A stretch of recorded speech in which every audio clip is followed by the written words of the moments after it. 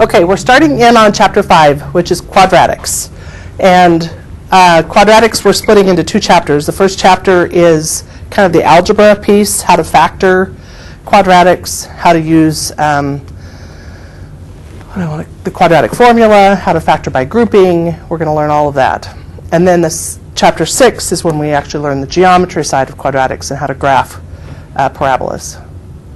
Okay, so factoring, if I ask for the factors of 48,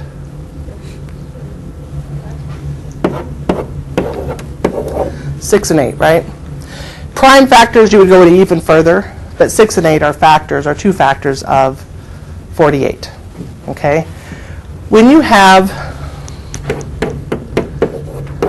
factors like this, how do you multiply these? Anybody remember? The FOIL method? Right? Multiply this times this, this times this, this times this, this times this. Right? Okay. So this ends up being x squared plus 3x plus 4x plus 12. Right?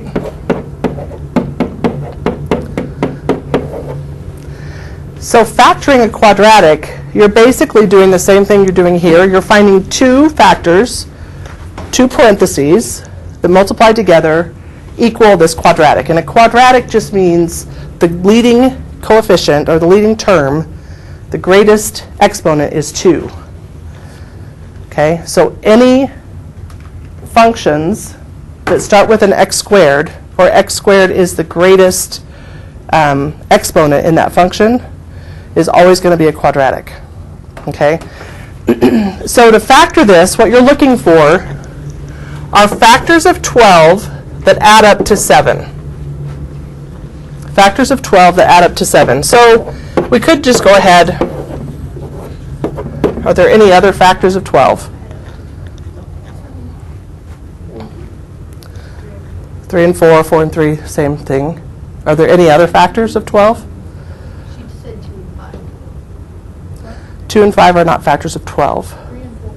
Multiplied together. They add up to 7. Okay. So what you do, the process is, and if you start this following this process, eventually you won't even need to start writing things down. But initially it might help you to write all the factors of 12 and then see which of these add up to 7. Yeah. So then we can set it back up to be x plus 3, x plus 4. X plus 4, x plus 3 is the same thing too. Okay. So I'll give you another one.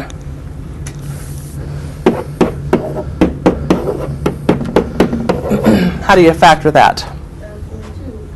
4 and 2. Right? You could go ahead and write 8 and 1, 4 and 2.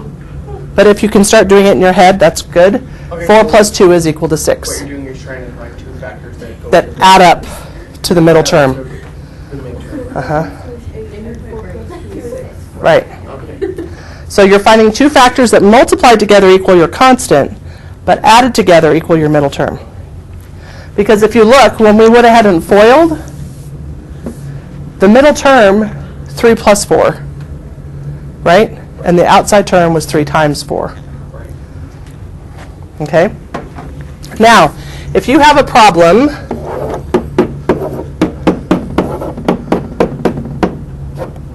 like this, do not jump to factor. The first step is always factor out your greatest common factor. Always. Okay? So if I do that, I end up with 2 times x squared plus 6x plus 8, which is what I had before. So you divide it by 2? You don't divide by 2.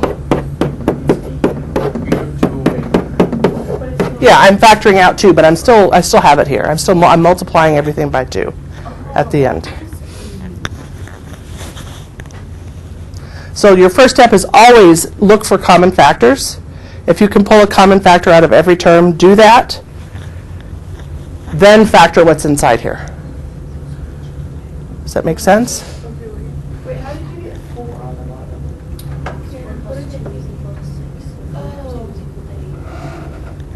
Yeah, if I FOIL this, I get x squared plus 2x plus 4x plus 8, which is x squared plus 6x plus 8. Okay, so you're looking for factors of the constant that add up to the coefficient of the middle term. With me still? Okay, so let's do, I'm going to show you a new strategy now. If this works for every function where the coefficient is 1. Okay, when it's not 1, this is what I always struggled with in algebra, and I wish I had learned the strategy I'm going to show you before, because it would have made my life a lot easier. So let me do one.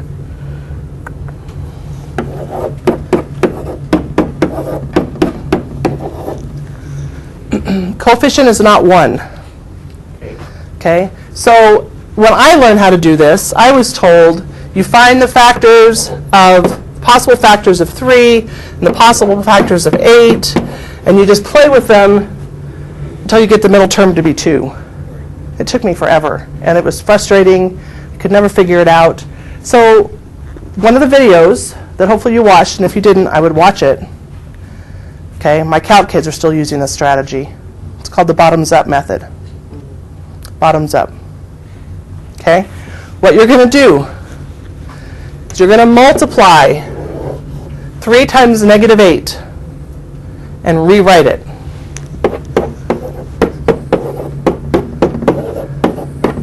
Oh, and then that makes your coefficient 1. Isn't that not a lot nicer? Yeah, that's. But I'm not finished yet. You've got to follow every step of the strategy or it won't work. Right. Okay. First off, always factor out your greatest common factor if you can, but there isn't one. Right? So always do that first. Okay, so now I'm going to factor this. I'm looking for factors of negative 24 that add up to 2.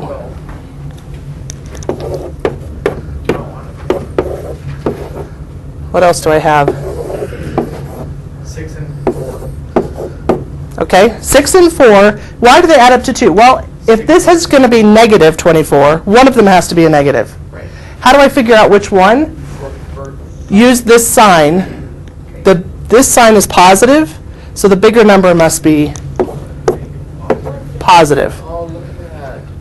Okay, because 6 times negative 4 is negative 24, and 6 minus 4 is 2. Okay, so if this is a negative sign, the two you multiply together, one has to be positive, one has to be negative. Okay, if this sign is positive, the bigger number should be positive. If it's negative, the bigger number should be negative. Okay? Sometimes you might see a function like this where this sign is negative, this one's positive, which means both of the factors are negative because a negative times a negative is a positive, but a negative plus a negative is a negative. Okay? So you play with the signs of your factors until you get that middle term. Okay? So we know this is it. Right? So it's going to be x plus 6, x minus 4. Now I'm not done because that's this factored. It's not this factored. If I go ahead and FOIL this, I don't get 3x squared.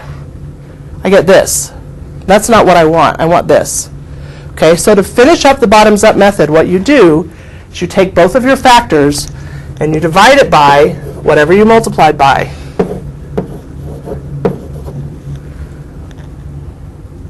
Okay? Simplify if you can.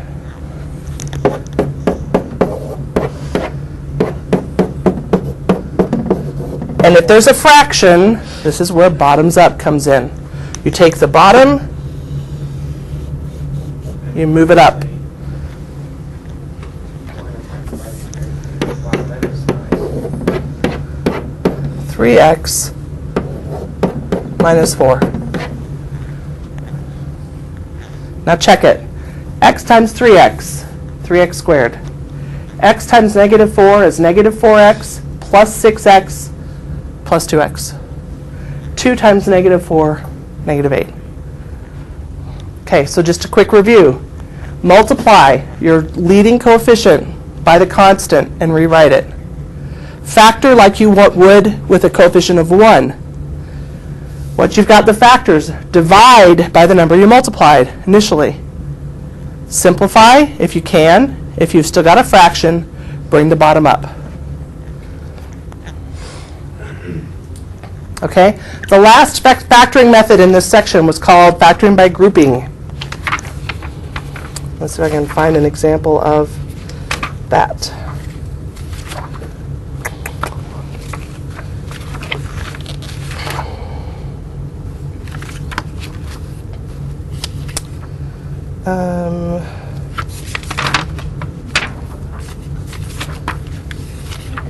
Maybe I'll be able to.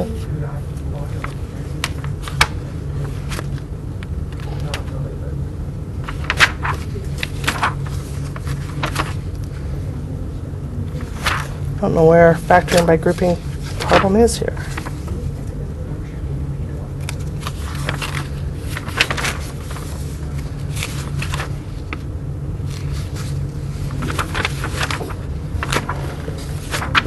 Do they go over factoring by grouping in the text?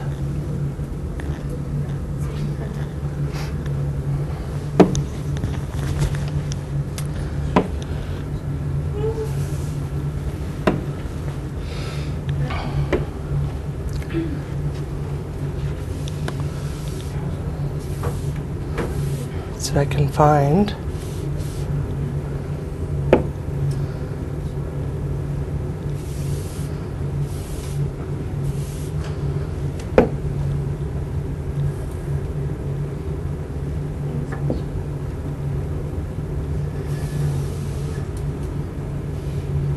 Yeah, we went over factoring by grouping.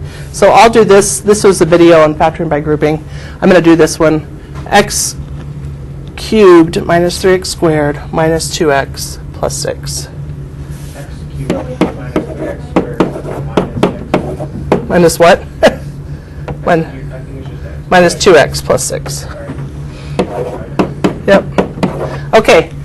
Anytime you see 4 terms and you're looking to factor, that's where you can use factoring by grouping. You're looking for 4 terms. So 4 terms on a problem, you should just be second nature. You say factor by grouping. Right. Okay? What you're going to do is you're going to first look at the first 2. Forget the last 2. The first 2. You're going to factor out what's common to both. Do you see that that's common to both? Because the 3 is not, and x cubed is not here.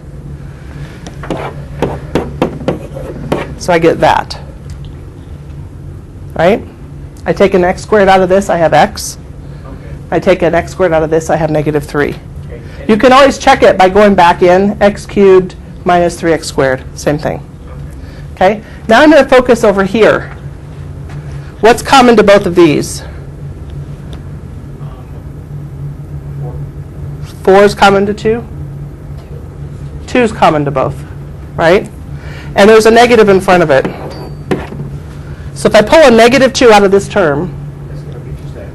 and if I pull a negative 2 out of this term, It's going to be negative 3. okay, so the goal of factor by grouping is to get these 2 factors to be identical. Oh. So now what I do to finish it up, this minus this, basically I'm factoring x minus 3 out of both, and what I have left is x squared minus 2. So this is what this factors to be with 4 terms. Okay? If you're struggling with it, go back and watch the video. Okay, so let's look at the textbook check real quick.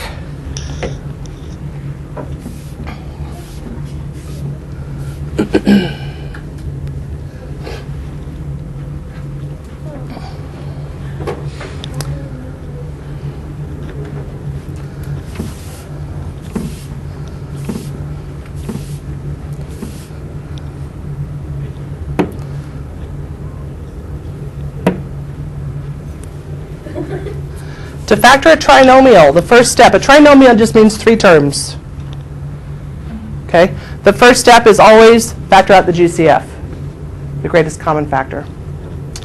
In the polynomial below, the correct factors would be, yep, 3 and 2, because factors of 6 are 6 and 1, which would be 7 as a middle term, or 3 and 2, which would be 5. When there are 4 terms, this would be a good sign to try to factor by grouping. True. To factor using the bottoms-up method, you first multiply the leading coefficient by the constant. First step. And the videos were presented by Con? No, they were the yellow background, James Souza. Did you get, it was said true? No, I put false on there. I got it wrong? I think so. I put true and I got it wrong. There's no right Well, I put answer. in false and it was right. You put false and it was right? I put true in. I thought I put in false. Well, you can go back and look. I'll go look. Yeah. Con is always the black background videos. James Souza is the yellow. I know. Well, I like that one